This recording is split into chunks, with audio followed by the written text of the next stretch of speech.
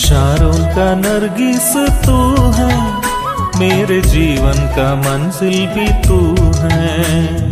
घाटियों का शोषण भी तू है, मेरी आनंद का सोता भी तू है। शारों का नरगिस तू है, मेरे जीवन का मंजिल भी तू है। घाटियों का शोषण भी तू है, मेरी आनंद का सोता भी तू। आप सभी को जय मसीह की, आप सभी का आराधनात्मक मनन में स्वागत है। आज आराधना से संबंधित में फिलिपियों की पत्री उसकी 3 अध्याय 8 से लेकर 11 पद तक हम पढ़ेंगे। वो इस प्रकार लिखा है, वरन में अपने प्रभु यीशु मसीह की पहचान की उत्तमता के कारण सब बातों को हानि समझता हूँ, जिसके कारण मैंने सब वस्तुओं की हानि उठाई और उन्हें कहा कूड़ा समझता हूँ, जिसे मैं मसीह को प्राप्त करूँ और उसमें पाया जाऊं, ना कि अपनी उस धार्मिकता के साथ जो व्यवस्था से है, वरन उस धार्मिकता के साथ जो मसीह पर विश्वास करने के कारण है और परमेश्वर की ओर से विश्वास करने के कारण है और परमेश्वर की ओर से विश्वास करने पर मिलती है, ताकि मैं उसको और उसके मृत्युंजय की सामर्थ को और उसके साथ दुखों में से भागी होने के मर्म को जानूं और उसकी मृत्यु की समानता को प्राप्त करूं, कि मैं किसी भी रीति से मरे हुए में से जी उठने के पद तक पहुंचूं। परमेश्वर इस वचन के पढ़े और सुने जाने के द्वारा हमें से प्रत्येक को आशीष दे।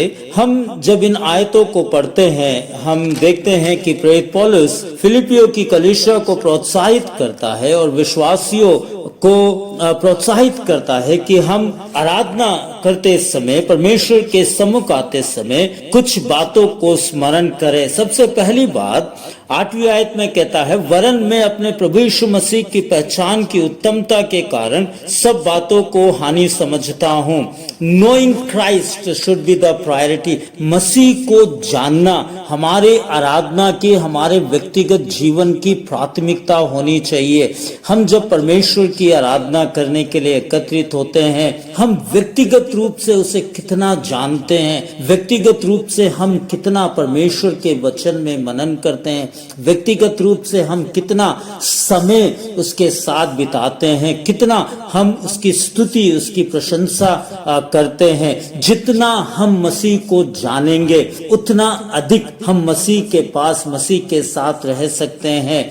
और इसीलिए आगे वो इस प्रकार कहता है कि मैं जिससे मैं मसीह को प्राप्त करूं, बाकी सब चीज को मैं कूड़ा समझता हूं, मैं मसीह को प्राप्त करूं। Not only knowing Christ, receiving Christ is important. सिर्फ मसीह को जानना मात्र नहीं, मसीह को ग्रहण भी करना है। हर दिन, हर समय हमें मसीह को, मसीह यीशु को अपने जीवन में ग्रहण करना है। जब हम आराधना के लिए एकत्रित होते हैं, यह मसीह हमारे आराधना का केंद्र बिंदु होना चाहिए और हमारी जिज्ञासा, हमारी उत्साह होनी चाहिए कि मैं मसीह को प्राप्त करूं। आराधना में परमेश्वर को प्रसन्न करूं, मैं मसीह को प्राप्त कर सकूं। और अंत में वो 11वीं आयत में बहुत अच्छी रीति से कहता है कि मैं किसी भी रीति से मरे हुए में से जी उठने के पद तक पहुंचूं।